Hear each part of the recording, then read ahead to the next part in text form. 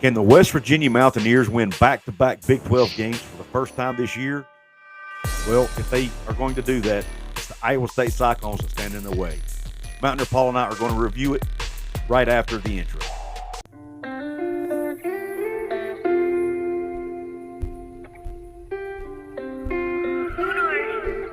What is going on, college hoops fans? My name is Couz. And my name is Mountaineer Paul. And we present to you Hoops from the Hills. What is going on, Mountaineer Nation, college hoops fans? Here we are again with another episode of Hoops from the Hills, your go-to channel for West Virginia University basketball content. Right here with Mountaineer Paul, I am Couz. We're excited to bring to you this episode where we are going to preview West Virginia's upcoming matchup against Iowa State. West Virginia obviously coming off the huge win over Oklahoma this past Saturday at home, and then the Cyclones come into Morgantown for back-to-back home games for the Mountaineers. So first off, Paul, let's just dive right in, man. What are your first initial thoughts on this game? I think this is the most pivotal game of the year, obviously, for the West Virginia Mountaineers. Keeping those losses in the single digits, to me, for as long as we can, are a big deal. 10 losses is a lot. 14-10 looks a lot worse than 15-9. So I think in the committee's eyes, it's not going to be the end of the season if we lose, but I do feel like this is a turning point one way or the other for the rest of the season. It's a home game. We're favored. We have so many things going for us. Iowa State had struggled up until this win over Kansas the other day. I feel like we've kind of righted the ship outside of one loss in the last couple of weeks. So everything's in our favor. Eric's playing well again. There's so many reasons we should win this game. Now we just have to do it and not regress into what's happened to us 2 or 3 times this year. Right, and that's why I have a really hard time getting too overly optimistic with this team because they play great one game and then they turn around the next game and lay an egg, and they've done that multiple times this year. I hope that's not the case this time. The fact that this game is at home obviously is a huge factor to me because they're a totally different basketball team in the Coliseum than they are on the road. Yeah. They got another chance for a huge win over the 11th ranked team in the country. It would be their 4th top 20 win of the year, their 3rd or maybe even 4th top 15 win of the year. I can't remember what TCU was ranked the first, when we beat them a few weeks ago. But that being said, it'd be a huge win, no doubt, and could potentially, like you and I were talking about earlier, could potentially get West Virginia back into the top 25. And according to ESPN, West Virginia is a huge favorite in this game, despite Iowa State being ranked 11th. ESPN has West Virginia favored as a 65.5% chance to win against 34.5% for TCU. So, Iowa State. But yeah, but that just goes to show you how big home court advantage is in this league, and it shows you also how great this league is when you've got a team that's sitting in the bottom half of the league, 8th, 9th in the league now, favored to beat the team who's in the top half of the league.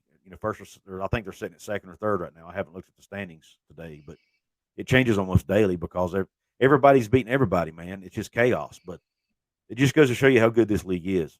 Some team stats, just real quick, I'll just read them off to you guys. I don't have it ready to share with you, but points per game, you've got West Virginia averaging 77.6, Iowa State 70.7. So West Virginia's outscoring Iowa State right now. But where Iowa State really gets their money's worth is on the defensive side. What Iowa State is only giving up 61 points a game. That's good for 12th in the country. Whereas West Virginia is giving up about 69.1 a game. Field goal percentage, about pretty even. Iowa State 46.3, West Virginia 46.1. Rebounds per game, again, fairly close. Iowa State 33.7, West Virginia 34.7. Assists, Iowa State's at 15.5, West Virginia 13.4. So Iowa State passes the ball a little bit better than West Virginia. At least they have, over the course of the year. But West Virginia has been doing that better the last few weeks, so I think that's a good sign. Blocks per game, again, close. Iowa State 3.1, West Virginia 3.2. Steals, another factor here. Iowa State, 9.4 steals per game, which according to my notes here has them at 13th in the country is Iowa State in steals, and West Virginia at 6.4.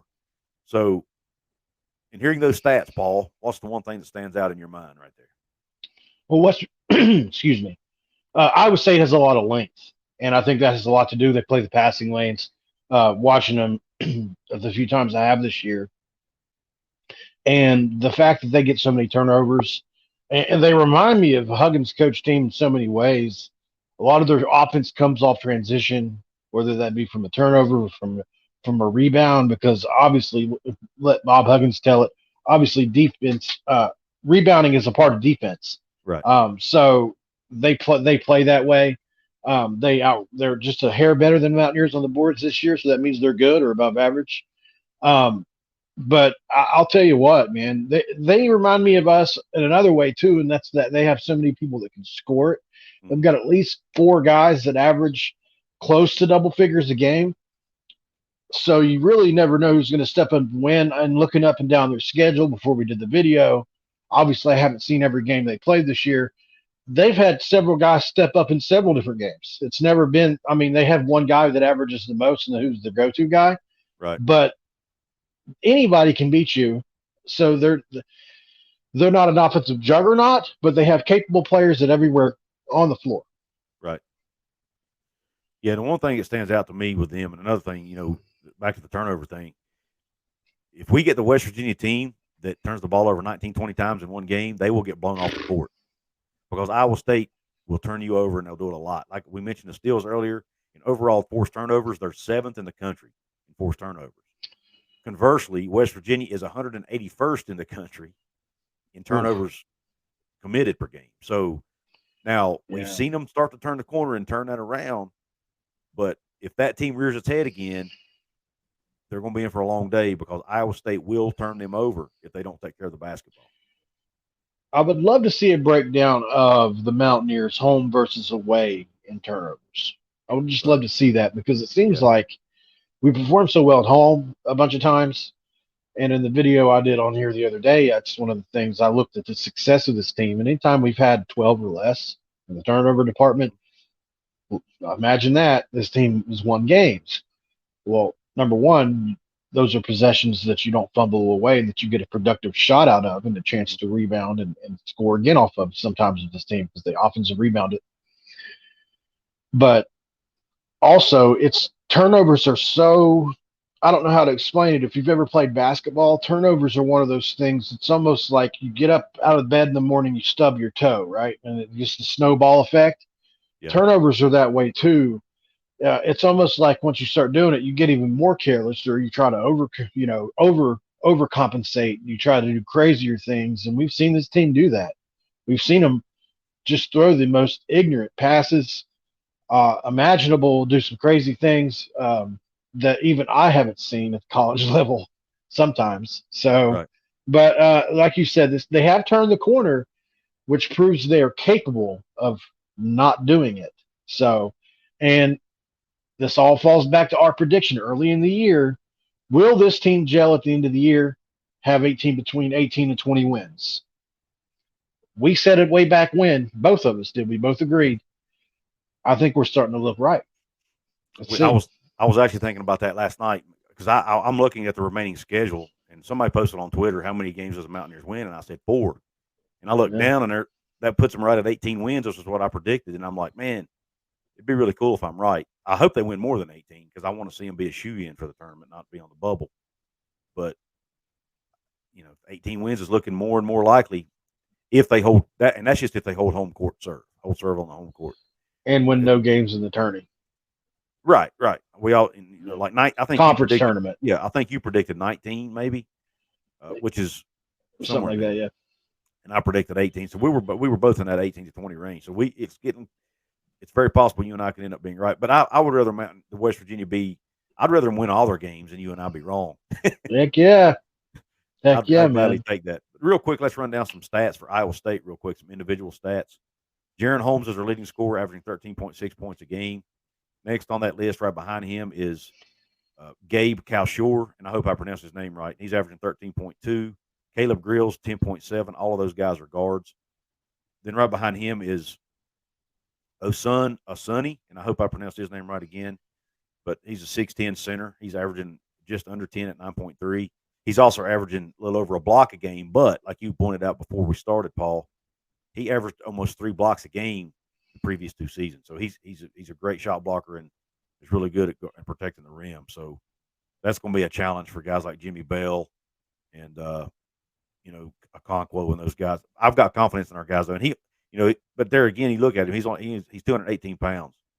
Yeah. Jimmy Bell's 285. I mean, yeah, he should be able to push him around on the block. You would think. our boys are strong. That's right, man. They've been eating their spinach like Popeye. Yeah. All right. And then rebounds, Caleb Grill will lead them in rebounds at 4.1. So their rebounding is really done as a team effort. Yep. They don't really have anybody that's one individual guy that's going to kill you on the boards. Tammon Lipsy, I hope I got his first name right, is averaging 5 assists a game, and he's also leading them in steals at 1.9.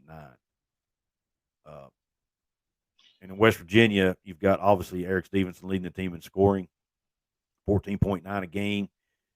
Right behind him is Dre Mitchell at 12 a game, Tucson at 10.5, and Keedy Johnson at 10.1, and heck, Emmett's at 9.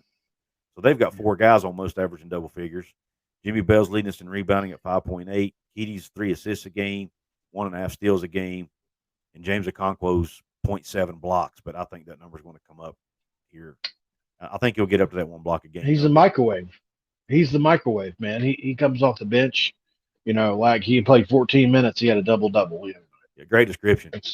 And one more quick team stat I want to point out before we wrap up here is the 3-point shooting. I think 3-point shooting is going to be a huge factor in this game, along with West Virginia protecting the basketball that we mentioned earlier, and free throws too. Free throws will be a factor. Iowa State only shoots the ball about 66% from the free throw line, where West Virginia's been shooting it at about 75 on average. So we should hold an advantage there. And West Virginia's been getting to the line a lot too. We're one of the top. I think we're in the top 98% in the country in free throw rate as far as how many times we get to the line. So if this is going to be a physical game. If West Virginia can shoot that 75% and get to the line a lot, they should win. That should give them an edge. And in 3-point shooting, both teams are shooting around 35%. But West Virginia has attempted a lot more shots than Iowa State has. So you've got to take that into consideration. And so West Virginia, I guess you could say on paper, is probably a better shooting team overall as far as from the outside anyway. Yeah. I would give them a slight edge in that department. Agreed. Yeah, I completely agree with that. I'm going to pick West Virginia to win the game. I think we win it 85-80. I think it's going to be a high-scoring game. Yeah. See, I'm going the opposite because I do think Iowa State does have a good defense. I do think West Virginia wins the game. I like this matchup for West Virginia, but I think it's a lower-scoring game. I think it's more in the low 70s, high 60s. I think West Virginia comes in and puts in about 72 points, and I think Iowa State's going to probably score around 65. 72-65 is my prediction. Purposely going against the grain in this one. For some reason, I just have a feeling this one's going to get a little sloppy, out of control. Well, and teams are going to score at a high rate. And looking at your score prediction and thinking out loud, a high-scoring game will actually favor West Virginia. Oh yeah, absolutely. For sure. Yeah. So, all right. Well, Paul, before we go, guys, don't forget to subscribe to us here at Hoops from the Hills. We've been trying to put out good content for you guys. Hope if you guys like it, we would really appreciate if you return the favor by hitting the subscribe button for us, hitting the thumbs up button on this particular video if you like it. Tell your friends about us. Anybody that likes West Virginia hoops, let them know about us here at Hoops from the Hills. We're trying to get good guests on for you guys.